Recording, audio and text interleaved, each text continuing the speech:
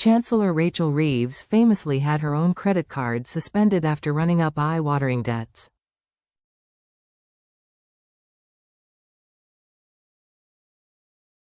Now she's doing the same to the UK. Reeves couldn't be trusted with a credit card.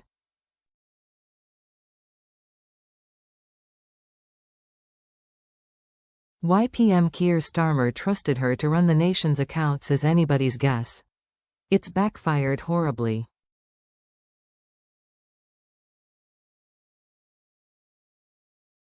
Reeves inherited a troubled economy, but one that had finally started to recover. In the first half of 2024, it was the fastest growing in the G7.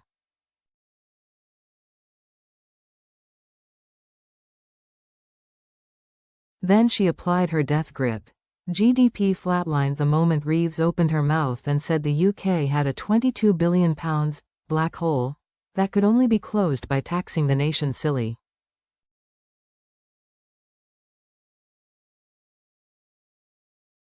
This is another of her legendary lies, by the way. Labour was going to hike taxes anyway, the black hole was merely an excuse.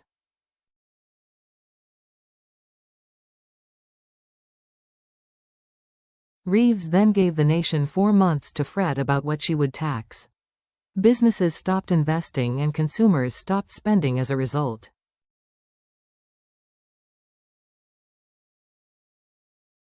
Her autumn budget turned out to be even worse than feared, with £40 billion of tax hikes, mostly on businesses, and £30 billion of extra borrowing.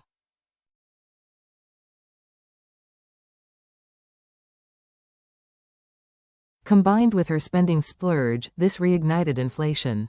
Consumer price growth had fallen to just 1.7% in September. It's already back up to 2.6% and is expected to hit 3% or 4% next year.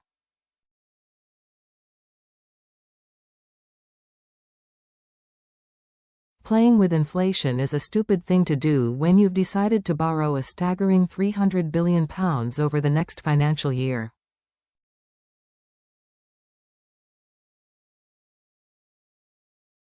High inflation means higher interest rates, which means the UK will have to pay billions of pounds extra to service its huge debts.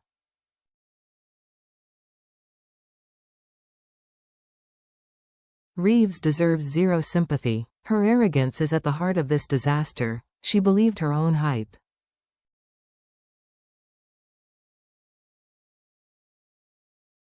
Heaven knows, she might even believe her own CV. Nobody else does, and now she's lost control.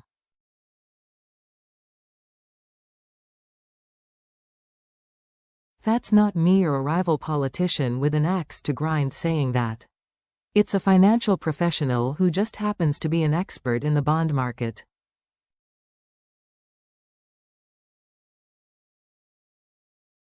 Which you're going to be hearing a lot about over the next few weeks.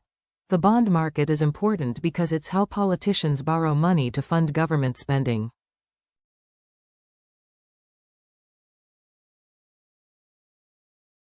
The Treasury does this by issuing gilts, which pay interest to big institutional investors.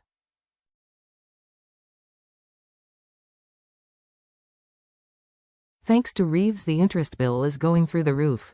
As I warned earlier today, taxpayers will ultimately foot the bill.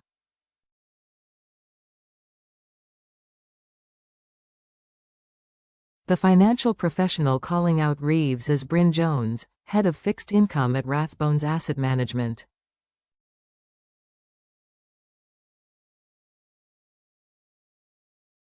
In contrast to Reeves, his financial qualifications can be relied upon. He also knows the bond market inside out.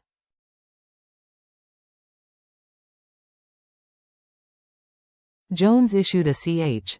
This morning, gilt yields hit the highest rate in the millennium.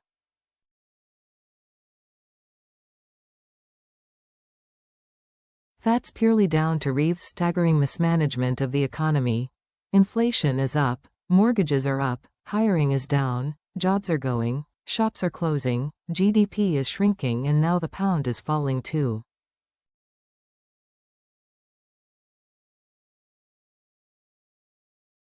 Credit card rates are the highest ever and more companies are also more likely to default on their debts, Jones says.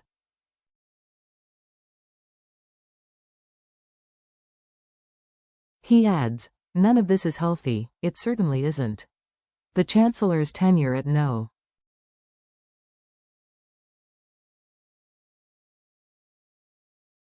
11 is turning into a slow-motion rout.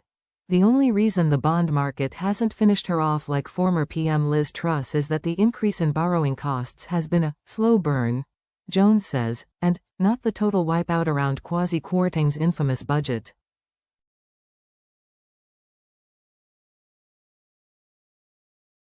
That's now changing. Over the weekend, 10-year gilt yields climbed above 4.5%. That's above the 4.2% that did for Calamity Liz Truss. Yesterday, they hit 4.6%. This morning, they topped 4.7%. As I write, they've climbed past 4.8%. This is no longer a slow burn. If they hit 5%, then economic and political hell will break loose.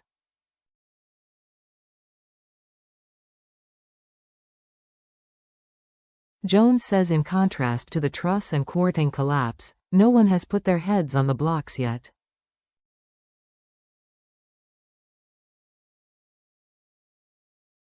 That could change very quickly. Reeves may not survive this.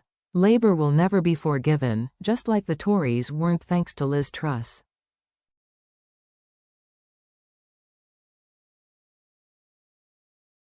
Keep watching those yields.